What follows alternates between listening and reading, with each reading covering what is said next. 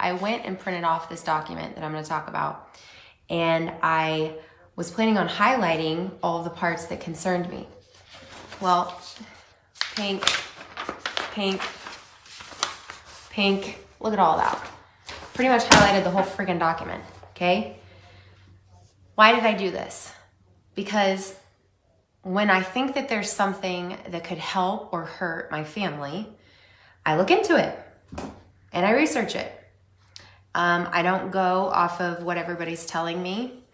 I read about it, I discern what I think's going on, and then I pray about it. There's been several things over this last year that I've been confused about, health-wise with Mike. Researched it, tried some stuff, read about some stuff, prayed about some stuff, and found some stuff. There's some things in this document that I'm going to talk about that I'm not meaning to inflict fear. The media has done a fantastic job without me doing anything. But I have to raise awareness about this and about what is coming and what they're planning.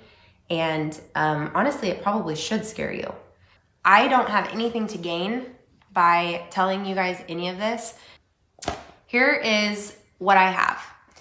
It is an interim operational consideration for implementing the shielding approach. So that's something that you're going to hear to prevent in humanitarian settings. So this is their wording for what they're calling this, the shielding approach for humanitarian settings. Guys, look at this. Okay, I got it straight off the website. So I'm going to read through some of these parts that I highlighted, and then I'm going to translate it for you so that you understand what they're actually meaning. So what is the shielding approach? The shielding approach aims to reduce the number of cases by limiting contact between individuals at a higher risk of developing and the general population. So they've divided it out. They've got high risk and they've got low risk.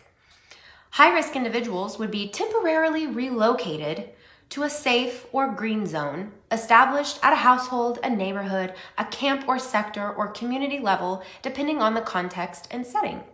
They would have minimal contact with family members and other low-risk residents. Now, this thing contradicts itself all the way through, and I'm going to point these things out. So, other low-risk residents. Now, I thought we were taking high-risk people. At a neighborhood level, there's going to be a designated shelter or group of shelters, 5 or 10 houses, within a small camp or area where high-risk members are grouped together. Okay? Now, listen to this. Neighbors will swap households to accommodate high-risk individuals. Well, that doesn't make much sense, does it? If we've got high-risk individuals that we're separating from the low-risk people who are also deemed residents, which is confusing, right? Why would we then, if we've got a household and a high-risk person is supposed to stay in a room by themselves and nobody's supposed to go in, why would neighbors be swapping high-risk individuals? Kind of confusing, right? However, at the camp or sector level, there will be a group of shelters such as schools, community buildings, or something that could hold 50 or more high-risk individuals, and they'll be physically isolated together. Now, my question is, where are we coming up with all of these empty schools and community buildings? Aren't they used? Are we just gonna throw a bunch of high-risk infested people in the schools in the summertime, and then we'll just fog it and it'll be healthy for school year? No, they're planning on shutting everything down. And and where are they getting all these houses? Are you going to volunteer your house to be one of these, what the heck are they calling it, humanitarian settings? Last I checked, there was not a bunch of just empty, nice houses sitting around waiting to hold a bunch of COVID patients. So where are they getting them? Where are they getting the houses? Where are they getting the camps? Where are they getting the neighborhoods volunteering to house swap all these high-risk individuals? Where are they getting the schools? Okay, well, the answer is they're taking them. They're clearing them out and they're taking them and they're deeming them theirs. There will be one entry point used for the exchange of food, supplies, etc., and a meeting area will be used for residents and visitors to interact while practicing physical distancing. But there won't be any movement in or out of the green zone. Where the heck are their visitors coming from? The whole document doesn't make sense, okay? But let me keep going. Each green zone has a dedicated latrine or bathing facility for high-risk individuals. Okay, so let's just pretend that this is all really meant to be helpful, and all of the patients are going into a school. Schools, last time I checked, had multiple bathrooms. Why are we dedicating one for high-risk individuals? Listen to this. Okay, the shielding approach advises against any new facility construction. No new facilities are going to be built for this plan, okay? Which means that they're taking old existing ones. Not old, just yours, or ones that the city's paying for, whatever.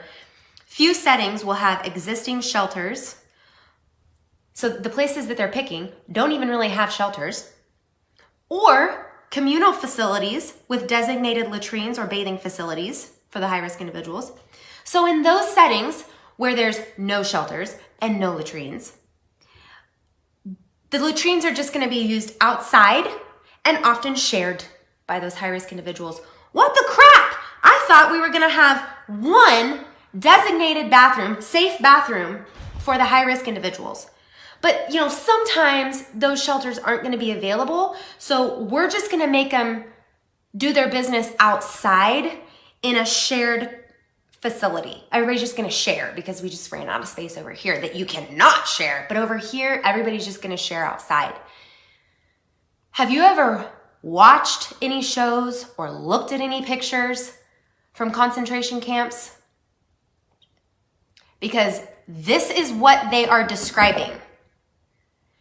So when you're hearing the word humanitarian setting, shielding approach, when you start to hear this, you had better get ready to because it gets better / worse. It actually gets way worse. Ensure that the facilities can accommodate high-risk individuals with disabilities, children, and separate genders at the neighborhood or camp level. Wait a minute. We're doing genders again? I thought that stuff was all out the window because last time I checked, all the people who made these rules were cool with a man coming into my bathroom as long as he had a skirt on and identified as a chick that day. So we're doing genders again now? So this is new information. Now we're segregating again, okay? Also, please share this video because I know that more people than just my friends list need to watch this. It is not for my sake. It is for your sake, your own safety, your own wisdom to be prepared and be woke up. Not woke, woke up, okay? So now we're gonna separate genders. All right, to minimize external contact, each green zone should include able-bodied high-risk individuals capable of caring for the residents who have disabilities or are less mobile. Okay, so essentially, if you've got an old person in there that can't take care of themselves, then it's not nurses that are taking care of them. It's all the other people who are super sick who can at least walk, okay?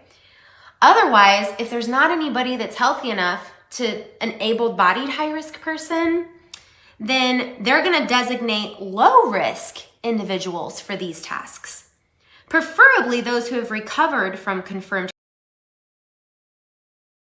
So first of all, green zone, nobody's coming in, nobody's coming out. If you can at least walk, you're in charge of taking care of everybody else because we fired all the nurses. And if none of you can walk and take care of yourselves, we're just gonna grab a slave from the outside. One of those low risk people that we didn't allow in. We actually need them to do all our dirty work. So we're gonna grab them and we're gonna have them take care of everybody. Which I thought we were actually supposed to be maintaining distance. We were supposed to be separating the healthy from the sick here. Wasn't that the goal? Nope, not the goal. Again, another contradiction, okay? We're still going here.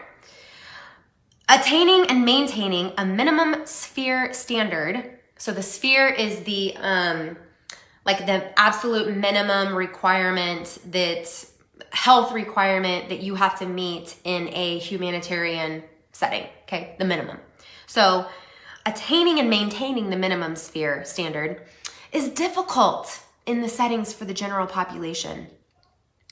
These people should consider that provision of services and supplies to the high-risk individuals could be at the expense of the low-risk residents, putting them at an increased risk for other outbreaks. All right, so what that means is, first of all our supplies can be super low. We're not gonna have enough stuff to take care of everybody again. Amy, you'll just have to go back and watch from the beginning about what I'm reading here, because I can't go back. So we're not gonna have enough supplies. So what we're gonna do is we're gonna take everything from the people who haven't made it into the green zone yet. We're gonna take all of that. Now you all are probably susceptible to whatever other outbreak that we see coming, because y'all aren't protected out there. Hang on, I need a drink. We already don't have enough supplies on the inside. We're gonna deplete the supplies of the people on the outside. That's what this paragraph means. Monitoring protocols will need to be developed for each type of green zone. You know what a protocol is? That's the rules you gotta follow. These rules will be monitored and they will be followed. Dedicated staff need to be identified to monitor each green zone. If we've got dedicated staff, shouldn't they be the ones that are taking care of everybody? Oh, nay, because these dedicated staffs are called guards. Okay? Monitoring includes both adherence to the protocols and potential adverse effects or outcomes due to isolation and stigma. Now, if there's isolation and stigma, you're not just having dedicated staff, you're having guards maintain order once people realize what just happened to them, okay? It may be necessary to assign someone within the green zone, if feasible, to minimize movement in or out. We've already stated this several times, that they want to minimize movement in or out of the green zone. So then why are we saying that visitors can come in, or that the low risk people are going to come in now and take care of everybody? None of it makes sense, okay? Now, on the other side of this, men and women and individuals with tuberculosis, severe immunodeficiencies, or dementia should be isolated separately. So here's what this means. If they decide you have a deficient immune system, if they screw up your TB test, right? Say that it's positive. Grandma with dementia, or if you get into this crazy nut house and start to lose your mind, guess what you get? Guess what grandma gets? Solitary confinement, isolated separately. Even with community involvement, so even if we kind of get everybody involved in this thing, there may be a risk of stigmatization. Listen to this part. Isolation, separation from family members, loss of freedom, and personal interactions may require additional psychosocial support systems. Now, here's what that means. They're not having a bunch of shrinks come in here and walk people off the cliff. Psychosocial support systems is gonna mean you're gonna get jabbed with a drug and sedated, okay? High-risk minors should be accompanied into the isolation. Now we're just calling it what it is, isolation, by a single caregiver who will also be considered a green zone resident in terms of movements and contacts with those on the outside. So your kid gets sick, or they tell you that your kid's sick. You pick one person, one parent, to go with that kid into the green zone, the camp, and you're not going in or out, okay? Listen to this part. Protection measures are critical to implementation. Ensure that there's appropriate, adequate, and acceptable care of minors or individuals with disabilities or mental health conditions who remain there if they are separated from their primary caregiver. Why in the world would a minor be separated from their primary caregiver? Again, I don't know if you've read anything about what used to happen in concentration camps, but they'd line the families up and say, you to the left, you to the right, men here, women here, children here, families separated, isolation, okay? This has been done before. People, they're just putting some fancy vocab behind it, posting it on a website that nobody is gonna go read, that nobody is gonna go highlight, that nobody else is gonna talk about on Facebook to get the word out there, because we're all dumb and lazy and we haven't stood up to them yet. So why would we now, right? It's a humanitarian effort, okay? High-risk individuals. will be responsible for cleaning and maintaining their own living space and facilities. So not only are there not nurses, not only are there not shrinks, guess what? No maids either. You got to take care of all that on your own. Now, this may not be feasible for persons with disabilities or decreased mobility. So all of the really old people with dementia or who are super, super sick, they can't clean up after themselves, right? So maintaining hygiene conditions in communal facilities is difficult. Consequently, it may be necessary to provide additional human resource or support. Again, if all of these people can't clean up after themselves and take care of themselves, then they're gonna grab somebody from the outside, additional human resources, and say, you slave, now you're in charge of the puke. Now you're in charge of cleaning up their diarrhea that they couldn't control. Now you're in charge of cleaning up this bloody mess, okay? Green zones should be more spacious. Here's the crazy part. These camps, these green zones, should be more spacious in terms of shelter area per capita than the surrounding camp or sector. All right, I thought just the green zone was called a camper sector. Oh, no, that's why they're calling the low-risk people residents as well too, because they're planning on doing this to the whole entire country, okay? Dividing you up. Anybody seen Hunger Games? Good night. Next page. The number of green zones required may be greater than anticipated, as they are based on the total number of high-risk individuals, disease categories, sociodemographics, and the elderly. There's just 4 categories. Then further down in the explanation, it tells you some of these other categories. So some of these underlying medical conditions that they're going to use to kind of section people out here. Chronic kidney disease, obesity, serious heart conditions, sickle cell disease, and type 2 diabetes.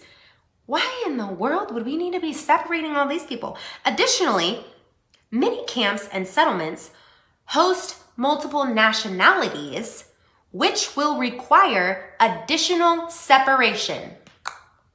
Okay, so not only are we breaking up a multi-generational family, not only are we breaking up children from their parents, now we're gonna separate and segregate based on your nationality. Isn't that what so many people are ticked off about right now? Discrimination and segregation and, I have no color and all of this. But in this plan, we're gonna separate people by nationality and type 2 diabetes? What? And y'all, share this video before it gets taken down. Okay, wait, you remember in the very front when it said, let me read this again, avoid implementing long-term containment. Remember that? That was like on the first page so that people would be like, oh, they don't want us in there very long. Okay, let me read you this. Plan for an extended duration of implementation time, at least 6 months. At least 6 months. The shielding approach proposes that these green zones be maintained so that this is going to happen until one of these circumstances. So here's what we're doing. We're dividing the whole country up into camps until these circumstances happen. Sufficient hospitalization capacity is established. All right, why would that happen? Because the whole point of these camps is to relieve the hospitals, right? And there's already not enough supplies in either place. So when in the world would hospitalization, stabilization occur? Let me go back up. So sufficient hospitalization capacity is established. An effective vaccine or therapeutic option becomes widely available. Listen, there's a kiosk essentially at every corner for you to go get this vaccine at. It's free. There's announcements every time I'm in Sam's Club or Walmart, line up and get your vaccine. No information necessary. They're paying some people to take it. They're mandating people to take it. How much more widely available can it get? Or the epidemic subsides. Yeah, that's gonna happen. Okay. Given the limited resources and healthcare available to the populations in the humanitarian settings, even prior to the pandemic, it's unlikely that sufficient hospitalization will occur. Just told you that one, right? Resources may become quickly overwhelmed during the peak of transmission and may not be accessible to the emergency affected populations. Wait a minute. I thought that's exactly who we were going after, was the populations who were in an emergency situation. Isn't that the whole point of this? Why in the world would we not be able to get what little supplies we have now to the emergency affected population? Because they're wanting to keep. And some of you guys right now are like, what conspiracy theory? Well, I don't know how much clearer it can get. Locking you away, separating you from your family, not giving you supplies, making you clean up after yourself. They're literally telling you, sorry, we're not gonna have the stuff you need. And I know this is kind of the point, like to help you out, but I don't know, hope you lost and it's not that painful. Sorry you didn't get to say goodbye because we separated you at the front of the line. Considering the global reductions in commodity shortages, movement restrictions, border closures, now we're closing the border, and decreased trucking and flights, it's important to outline what additional resources will be needed and how they'll be procured. Ensure safe and protective environments for all the individuals, including minors and individuals who require additional care, whether they're in the green zone or remain in a household after the primary caregiver or income provider has moved to the green zone. Okay, so we've already established that one parent gets to go into the green zone with their child. Now we're saying even outside of the green zone, these children are going to be separated from their primary caregiver. Separating families and disrupting and deconstructing multi-generational households may have long-term consequences. Then it goes in to talk about the separation between women and girls, how violence is expected to rise. Let's go to the social and cultural practices. Plan for potential disruption of social networks. Community celebrations, religious holidays, funerals, and other rites of passages are cornerstones of many societies. Proactive planning ahead of time, including strong community engagement and risk communication, is needed to better understand the issues and concerns. So what does that mean? We got to make them all think this is good. We got to get all the communities together on this. We got to be spewing in the media that this humanitarian effort is the right thing to go, because if we don't, here's what's going to happen. Restricting the individuals from participating in these practices because they're being shielded. We have to communicate all of this because failure to do so could lead to both interpersonal and communal violence. So they're recognizing once people figure out what this really is, they're going to get violent, okay? Additional stress and worry are common during any epidemic and may be more pronounced with these COVID vaccine procedures. Due to the novelty of this disease and the increased fear of infection, increased child care responsibilities due to school closures, and the loss of livelihoods. Thus, in addition to the risk of stigmatization and feeling isolated, this shielding approach may have a psychological impact and may lead to significant emotional distress, exacerbate existing mental illnesses, or contribute to anxiety, depression, helplessness, grief, substance abuse, or thoughts of suicide among those who are separated or have been left behind. Do I need to read that part again? Because they are completely aware that this whole plan, humanitarian setting, the shielding approach, they are completely aware that everything that this is going to do is going to increase emotional distress. It's going to exacerbate any existing mental illness. It's going to contribute to a whole bunch more mental illnesses, anxiety, depression, suicide, substance abuse from those who are separated or those who have been left behind. So pretty much the entire population who's not in on this with them They're willing to do this too, for the sake of high-risk individuals that might have COVID. This is not what this is about, guys. This is not about, okay? The shielding approach, here we go. This is the ending summary for those of you who have hung on here. The shielding approach is an ambitious undertaking which may prove effective in preventing among high-risk populations if well managed. Not if you're bringing in all the low-risk population to take care of them, right? While the premise is based on mitigation strategies used in the United Kingdom, there's no empirical evidence whether this approach will increase, decrease, or have any effect on morbidity and mortality during this epidemic in these humanitarian settings.